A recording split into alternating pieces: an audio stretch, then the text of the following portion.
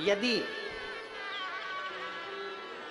हमारे पास शंकर जी भगवान के मंदिर में, शिवालय में, देवालय में देने के लिए जल भी नहीं है,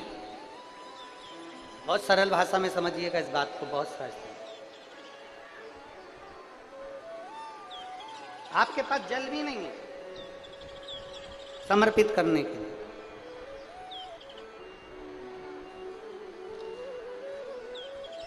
तो एक काम करिए,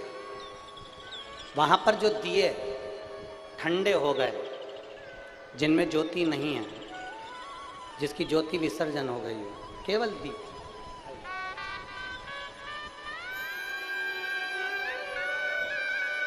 सब्जी नारायण वाले महाराज जी आए, एक बार जोरदार ताली बजाकर स्वागत वंदन।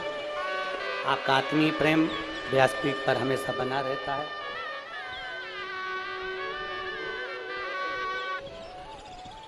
भगवान शंकर को लगाकर भक्त लोग चले जाते हैं और वो ठंडे हो जाते हैं, उनका विसर्जन हो जाता है, उसमें ज्योति नहीं रहती है। तो वो दीप अगर हम उठाकर एक जगह पर एकत्रित कर कर भी रख देते हैं, एक जगह पर इकट्ठे कर कर हमने रख दिया,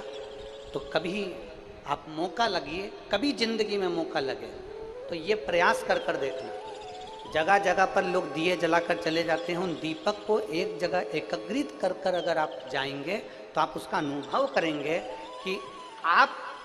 ये अनुभव करेंगे कि आपके मस्तक पर जो पितृ दोष होता है, आपके मस्तक पर जो पितरों का दोष माना जाता है, लोग कहते थे पितृ दोष हो गया, पितृ दोष हो गया, पितृ दोष हो गया, 1 रुपये कमा रहे हो, 1.25 रुपये खर्च हो रहे हैं, हाथ में पैसा नहीं दिख रहा, मानसिक टेंशन बना हुआ है। आप किसी शिवालय में अगर गए हो, कुछ भी समर्पित करने का नहीं है, तो वहां पर जितने दिए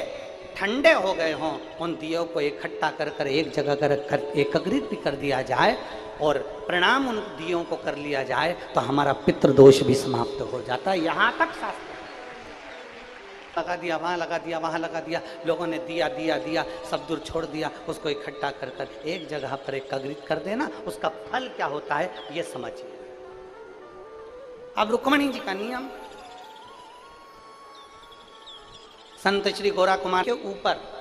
एक जलाधारी लगी होती है, जिसमें से बूंद बूंद पानी नीचे गिरता है, उसमें से जल नीचे गिरता रहता है। अब कई लोग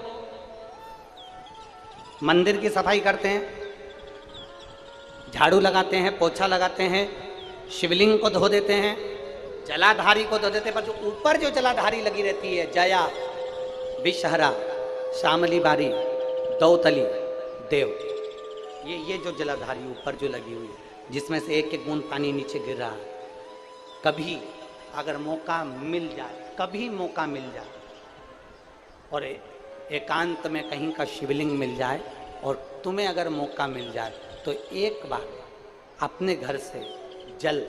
उतनी मात्रा में लेके जाओ जितना उस जलाधारी में पूरा भरा जाए, और जलाधारी का पानी ऊपर से भी झलके और नीचे से भी निकल जाए। कभी अगर मौका लग जाए तुम्हारे जीवन में और कहीं तुम्हारे घर के पास में कोई शिवलिंग हो, तुम्हारे घर के पास में कोई शिवालय हो, मंदिर की साफ सफाई आपने कर दी, झाड़ू बुआरी कर दी, उसके बाद में मंदिर में शिवलिंग को आपने अच्छा साफ कर कर स्नान पूजन करा दिया, उसके बाद जलाधारी में जब जल भरो तो उसको साफ कर कर जब उसको भरा जाता है, उसके भरने का फल क्या होता है, ये शिव महापुराण की कथा। जलाधार, अब यहाँ शास्त्र